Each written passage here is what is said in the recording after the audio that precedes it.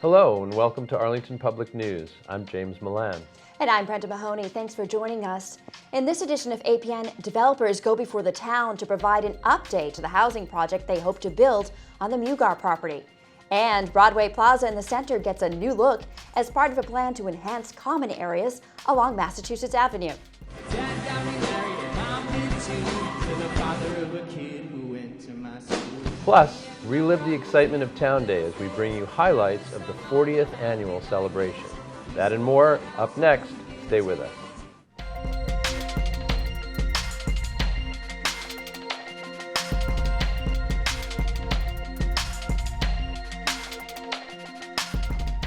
Developers for a controversial affordable housing project have their first public hearing with town regulators. Representatives of the Mugar property along Route 2 in East Arlington made their case before the Zoning Board of Appeals. It was a heavily attended and at times contentious meeting the last week of September. The board must decide whether or not to approve an application for 200-plus housing units on 5 acres of land that consists of wetlands. Under the state's Chapter 40B comprehensive permit law, developers can bypass local zoning laws if their developments include 20 to 25% of affordable housing units. At the meeting, the developers laid out additional plans. In our plans shown tonight, and as we go forward, we fully intend to adhere to all best practices for sensitive hydrological engineering. We plan to preserve the Mugar property's wetlands for future generations, and we also believe we can improve the storm conditions that trouble the neighbors for this property periodically. The ZBA must now decide if it will deny Oak Tree's application based on whether the town's minimum affordable housing requirement has been met. The next meeting of the board is scheduled for October 12th. A recent vote on the construction of a new Minuteman school is causing waves throughout Arlington and nearby towns. Plus, changes are proposed for Arlington Center. APN's Heather Pearson is in the studio with more on these stories in this week's Snapshot. Heather? Thanks, James. Residents of Arlington and throughout the district voted in favor of a new Minuteman Vocational Technical High School. The district-wide vote on Tuesday, September 20th, included 16 different communities, and the results were 12,146 in favor to 5,319 against. According to Minuteman officials, the new school in Lexington will cost about $145 million. The Massachusetts School Building Authority is expected to provide up to $44 million of the funding. Towns in which a majority voted against funding the new school, including Belmont, will be given the opportunity to withdraw from the district at their next town meetings. Change is coming to Arlington Center. The town is revamping the area after a series of public meetings were held to get input from residents. According to the final concept plans, Whittemore Park and the Robbins Library will receive updates, but the main focus of the renovations revealed at the recent meeting will be Broadway Plaza. In an effort to create more of a common area in Broadway Plaza, the town is looking to redesign the park as part of a plan to make Arlington Center more welcoming. If we had better use of the space and better places for people to sit and enjoy themselves, and also maybe enjoy a performance, see public art, have an informational kiosk. The Massachusetts Avenue Phase 2 concept plan would remove Broadway Street through the plaza, extend Alton Street to Mass Ave, and add a new parking lot by the Central Fire Station. In turn, some of the veterans' monuments will move onto the newly created green space, with room for other year-round use, as explained by the representatives of the design firm VHB.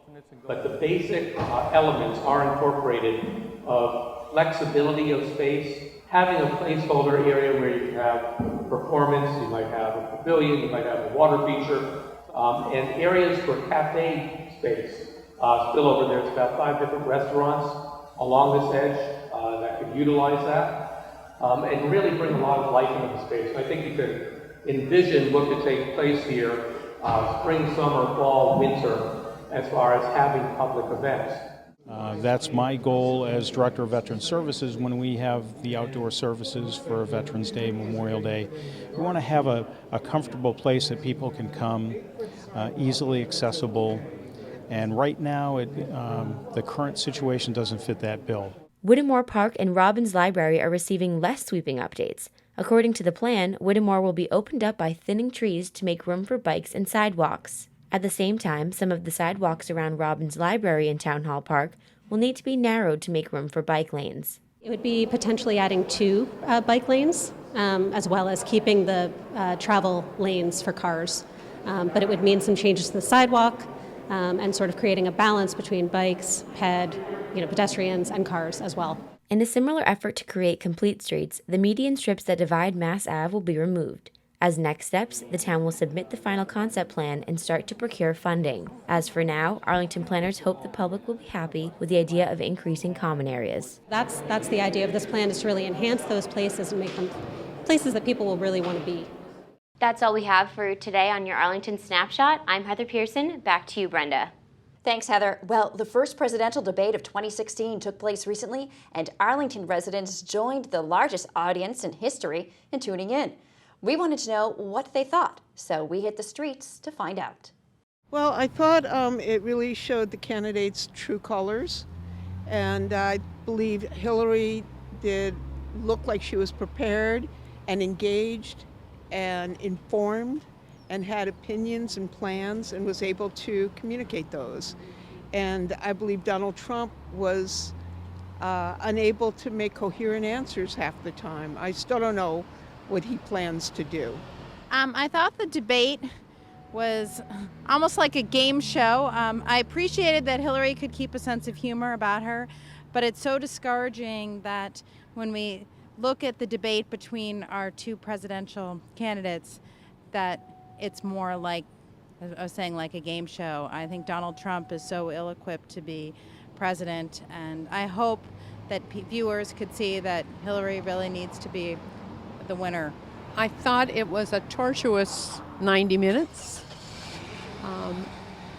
and with respect to the way the Republican candidate carried himself, his demeanor, his condescending, bullying attitude, his facial expressions, and the way he blusters and lies and exaggerates and refuses to respect other people was very difficult for me to imagine that this is seriously a candidate for the office of President of the United States. As you can see, there seems to be solid support for Hillary Clinton in Arlington. The Democratic Town Committee's recent opening of a regional office in the Heights prompted APN to check in on the local efforts of both campaigns. We reached out to the Republican Town Committee, but attempts to arrange for an interview on camera were unsuccessful. News intern Shaz Shahzadi did go by the Hillary office and has this report. I'm standing outside the Tweet Tweet toy shop in Arlington, where residents of Arlington, Belmont, and Lexington have turned the former toy shop into a Democratic regional office for Hillary Clinton. Volunteers are encouraging people to vote for the Democratic nominee by passing out bumper stickers, buttons, and Hillary cookies. We also will help people with voting information and getting to the polls. Right now we have telephone banks here. We call them phone banks. People are calling for volunteers. We aren't doing canvassing in Massachusetts this year because everyone who is willing to walk and knock on doors, we're sending them to New Hampshire, and there you do get you get more men doing that. So I'd say, but here office staff wise, it's largely a female group. I started working with the primary back summer of 2015, the fall of 2015, and the number of young girls, 8-year-olds, 9-year-olds, who would come to our table, and they'd be dragging their parents with them, and what they wanted to was support Hillary because it was a woman. And that was a new thing. I'd never seen that in a campaign before. I find it much scarier than previous campaigns. I found at least one of the choices extremely frightening. I felt that in previous years that the opposing party has basically put up decent people, and I question that this year.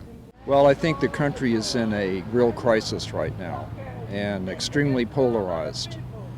And people are divided, and I think Hillary Clinton has the potential to be a unifier and bring us together. We've been here since the farmers market opened in June. This is sponsored by the Arlington Democratic Town Committee, and we're here to just let people know about Hillary, what her policies are, and ways they can support her. We have sign-up sheets if people want to canvas or phone bank. And we're just here to kind of keep the campaign exciting and let people know what's going on. People really need to understand that their vote is important. I think it's really important for people to realize that they've got to vote for Hillary, that they need not to stay home, they need to get out and go to the polls. APN also tried to contact the Arlington Republican Town Committee. The committee noted that they are not officially endorsing Mr. Trump, instead allowing members to make their own choices, but were unavailable for further comment. I'm Shaz Sajadi, Arlington Public News. Well, certainly there was a large audience for that debate, about 80 million people, I guess, the largest in U.S. history. So people are tuning in. They wanted to see this, that's for sure. Yeah, it's hard to tell whether it has to do with the same kind of curiosity as at a traffic accident or what. But yeah, it was, railroad, it was quite train wreck. That's right. If it could be said that. But other people have all different points of view. As well, so we try to incorporate all of that. Absolutely. But up next on Arlington Public News, a screening of a film on opiate addiction leads to advice for parents on preventing kids from getting hooked. And East Arlington businesses are celebrated in a public art project. That and more when we come back.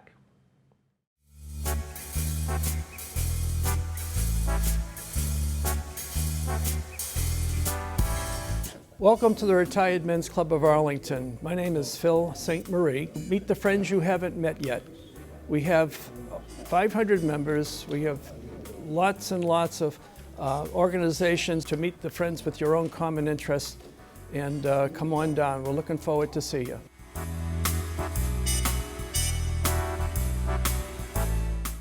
Several years ago, I was wondering what I was going to be doing when I retired.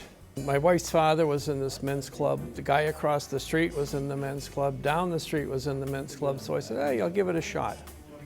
And the rest has been magic.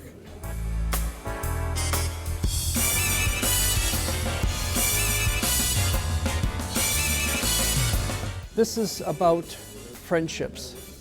We have golf, we have the speaker meetings. This is how you meet the friends. You get involved with these activities. And it's just a rewarding, fun experience.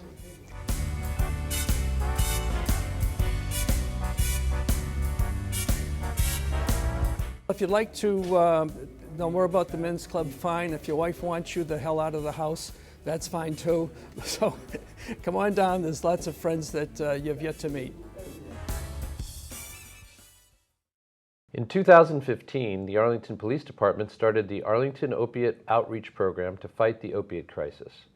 A recent event at the Regent Theater was a great way for the community to learn about the program and the resources available in Arlington. In the past year, over 1,500 people died from opiate-related overdoses in Massachusetts.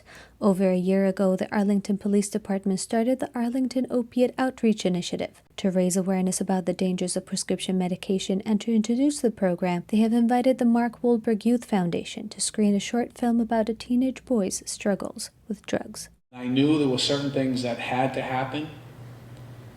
I knew that somebody wasn't going to make it. I knew that we needed to convey that message, but there's also other messages, right? So there's the message of Isaac goes to treatment. Mom, what's wrong? Honey, Connor was found dead yesterday. What? I'm so sorry. What? What do you mean? He overdosed, and his mom found him in his room. I'm so sorry. Connor's gone. He's gone, sweetheart. I'm so sorry. In calendar 2014, 80% of the opiates prescribed worldwide were prescribed in the United States. We make up 5% of the planet's population. Are we in more pain than the rest of the world? This event at the Region collected local resources in Arlington to encourage families to start a dialogue around the issue of addiction. One death is too many, but I think since the implementation of our program, we've only had 2 fatal overdoses. So we're driving that number down. What else concretely can any of us do going home tonight or in the next week? Sitting down with your child and having these expectations where you're saying, I'm expecting you to follow the rules of the house, to not do drugs, to not hold parties, to not go out and sneak past curfew. Just like you're expecting me to care about you when you have a problem, and you're expecting me to be a good parent and to show you a role model. And I think that's really important, so to have that sort of family contract with your child. Last year, our hotline fielded about 6,700 phone calls in the state of Massachusetts for Wicked Sober. And I can tell you that the problem is getting younger, and is getting younger, and is getting younger. And now that we've started to control these pain medications, we're seeing a huge spike in heroin use, and it seems like majority of our phone calls are heroin. And if there's one thing that I would like to leave everybody with, is that there is hope. You know, because as much as we see and we hear these stories, there's a lot of people that do recover. We've changed our philosophical approach around managing addiction in the community. We've really partnered with the public schools, partnered with our substance abuse coalition, our fire department carrying Narcan and saving lives. And so it's a multidisciplinary, multi-step process, but we feel like we're making progress. It was a very interesting event. It's very sad seeing the faces of people who have died, young people in Arlington and in Massachusetts across the state. I love how people have evolved. I love seeing how the police have evolved. I love all the supports. I think the energy was lovely. For more information about the program, visit arlingtonma.gov. I'm Shasta Jati, Arlington Public News. To celebrate the diversity of East Arlington, a group of artists have started a public art project using the independent businesses and their stories to inspire the community's curiosity. I'm in East Arlington, joining a group of artists who are collaborating on the Storefront Stories project, an effort to celebrate the small businesses of East Arlington. Some are family-owned and date back to the early 1900s, while others are new and emerging.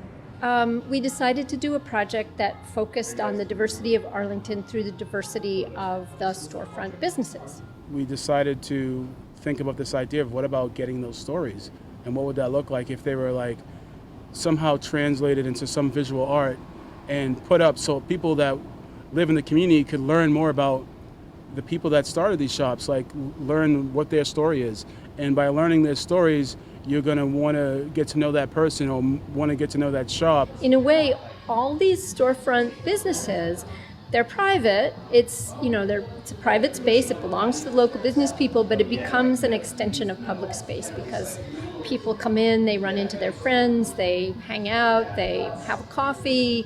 It really becomes a kind of hybrid community space and private business space. The Storefront Stories project asks community members to nominate their favorite businesses in East Arlington and to share stories they might have about these businesses.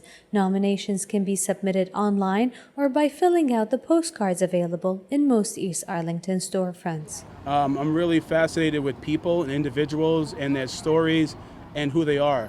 And when you look at a person through a portrait painted or through photography, you want to know about that person. I usually work with spray paint. I do spray paint photorealistic portraits. I have done a little bit of wheat paste, so this is something that I'm actually doing new, is wheat paste. The artists plan to interview all the business owners nominated, and Cedric Douglas will design wheat paste portraits of 10 to 12 East Arlington business owners. These portraits will be put up on the exterior walls of some of the businesses in Capitol Square. We're going to create a publication that will have all the nominations in it, though, because this project is not about the 10 best businesses. This project is about how great it is to have a whole community of eclectic, independent businesses making up the social landscape and the environment that the community can use. Cedric's going to be designing the walls and doing the wheat pasting, and we're going to have these huge moments, in the public space as we go down the street. And so my goal is to actually document the project as we go along and do it, not only the walls, but the interviews with the store owners, photographs of the shops, all the objects in the different stores or restaurants or whatever the businesses are. So we decided right away that we would incorporate the stories. And in fact, I had just been going door to door and talking to different business owners, and I'd been talking to Larry Maida, who owns Maida Pharmacy, and he'd been telling me about a phone booth that the pharmacy used to have. There was this guy, 5 o'clock, he comes in after work, he uses his phone booth, makes his phone calls, would sit in the corner, they would close the door, nice and private, and it was like a nice wooden oak phone booth, and they used to go down there and just make their phone calls. You know, it was just like a routine thing. It kind of funny because at the they waved at you, and Why would a pharmacy have a phone booth? I don't know why. I mean, it was like a soda fountain back then. Well, it's kind of like a separate neighborhood here. It's got that feel to it, which I like.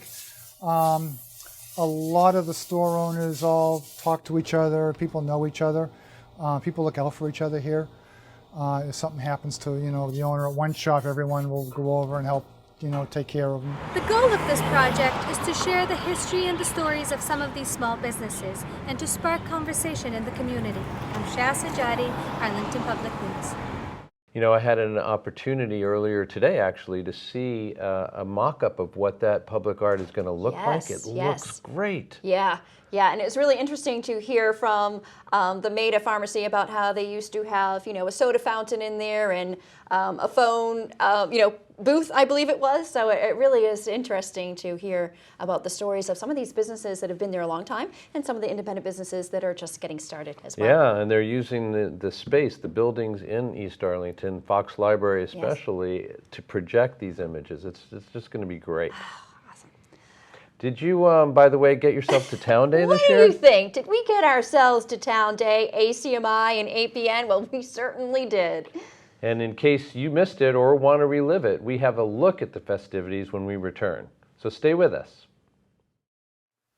It's Susan Karp, the Executive Director of the Arlington Council on Aging and host of Living Out Loud. Are you tired of eating alone? Are you tired of spending a lot of money on a meal? Come down to the Senior Center.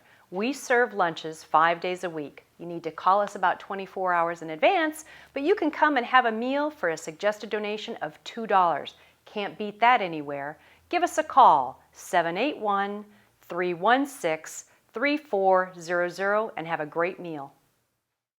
$7 an hour. Yep, that's what it costs. We can link the seniors with a neighborhood middle school student to do light chores on the outside of the house, so that would include yard, maybe some garage cleanup, or light snow removal. If you're interested in the Links program, give us a call today, 781-316-3400. Arlington Town Day took place on Saturday, September 17th, and ACMi and APN were there to cover it all. Thousands gathered in the brilliant sunshine to celebrate the 40th anniversary of the event, taking in excellent music and savory food and learning about numerous organizations in town. We'll show you highlights in a moment. But first, we invite you to check out our latest segments on the web at news.acmi.tv. And of course, don't forget to like us on Facebook and follow us on Twitter at Arlington Public. I'm Brenda Mahoney. And I'm James Milan. We leave you now with a look at Arlington Town Day 2016. Enjoy!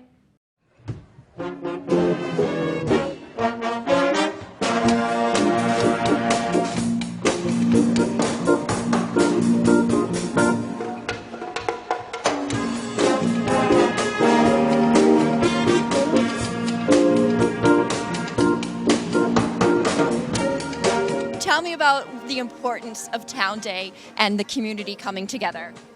Well, the importance of it was started in 1976 when we put up, and back then it was my mother-in-law, Ruth Mahan et al., and they were putting up the Uncle Sam statue. And then they decided to bring it back next year for another event, and then it became an annual fall event. It's to get out there, sell your wares, raise some money for your group, but especially for neighbors to come and say, I didn't know we had this in Arlington. This is so fantastic. Or they meet their neighbor from 2 streets over that they haven't seen in 2 years because they didn't know. So Town Day is such a great community event.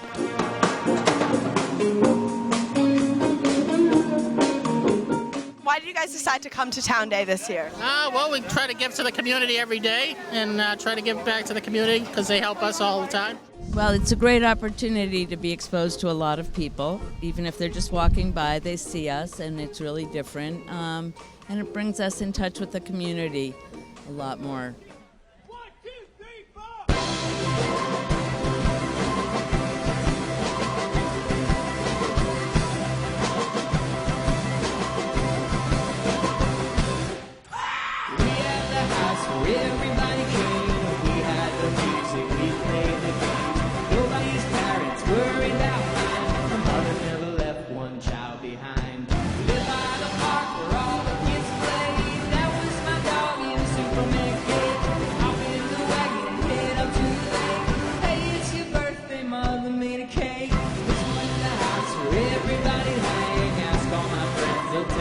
you.